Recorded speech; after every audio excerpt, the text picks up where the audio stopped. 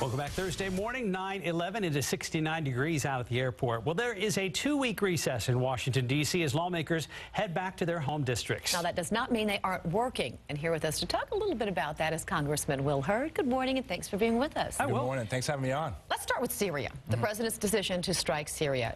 Did you agree with that? Did you think it was a good decision, and should we go further?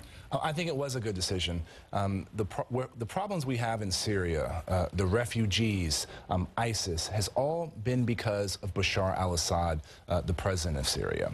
And so you can't have stability in that region unless Assad is gone.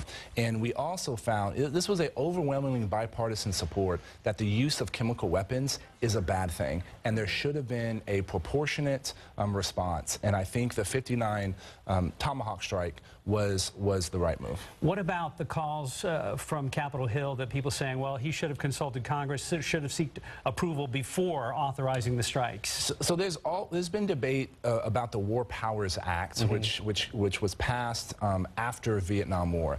But the War Powers Act is very clear. If it is a specific direct response, the president has that authority, because the president needs the flexibility to respond. And I agreed with that under the previous administration as well. Now, if there's a long-term concerted effort to try to remove Bashar al-Assad, I think that's a point where there needs to be a conversation with Congress. Or sending in ground troops, any of extended period moves. It's going to be dependent on what the target is. Right now, we already have the authorities to send in ground troops to fight ISIS.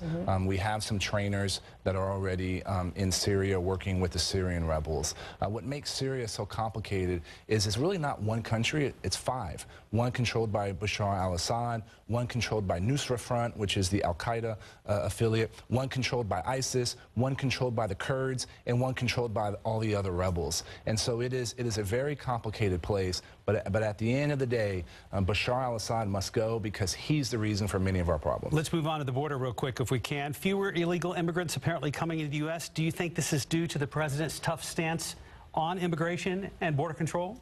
Well, it starts with enforcing the law. One of the things that is happening now is that the kingpin human smugglers, the people that are smuggling people back and forth, are being arrested and they're being tried.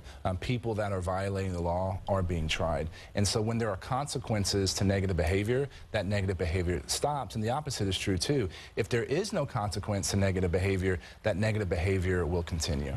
All right, let's talk about some good news things that you're working on here in town in your district. I know there's something called the Bibliotech Workshop, where you took like 40 math teachers and you introduced them to a computer science program. Explain to us why you did it and what's the purpose, and was it successful? It was very successful, and what it was a partnership with UT Austin, a company called Bootstrap, and many commercial supporters like Microsoft and Facebook and Brocade and Intel and Toyota to fund this training for 42 math teachers to introduce coding into their algebra class. And the reason we did this is, right here in San Antonio, there's about 60,000 STEM jobs. Half of those have something to do with coding.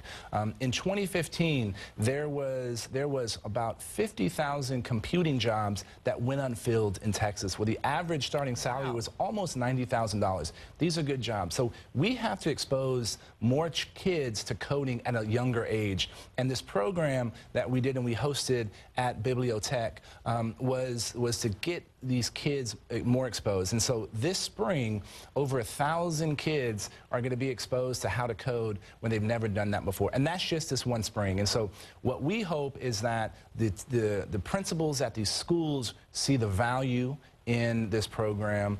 You can also find out which schools we did it. If you go to my website at hurd.house.gov, we have that information. Parents can call the school and say, hey, I want my kid in that class. So you want to eventually see this in all classrooms as far as math and technology? Absolutely. Coding is the lingua franca of the future. It is. And we have to make sure that our kids are being exposed to this at an earlier age. My district is huge, and it goes all the way to El Paso and down the border.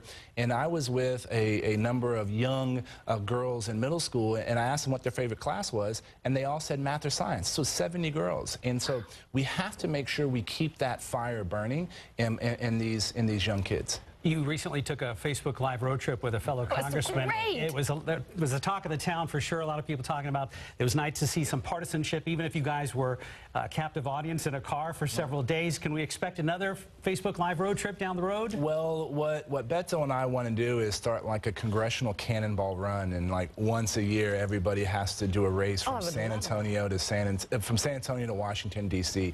But it was a great experience because we tried to show that you can disagree without being disagreeable, and there's a whole lot more that unites us than divides us. And if we're able to bring that message, and right here in San Antonio, I always say if D.C. was more like San Antonio, D.C. would be a better place, where we work together even though we have different political viewpoints for the betterment of the city. And this is something that we can be doing. And what I've learned through that bipartisan road trip is that the rest of America wants that as well, too. Oh, yes, and hopefully other lawmakers were paying attention, and maybe it can set as an example. They did. Two lawmakers from Minnesota did a similar trip. That's so great to hear. let's hope that this continues. Let's keep the ball rolling. Congressman Will Hurd from San Antonio, thanks so much for your time and stopping by today. Of course, thanks for having me on. Thanks for being here. Our pleasure, our pleasure. Let's talk weather with meteorologist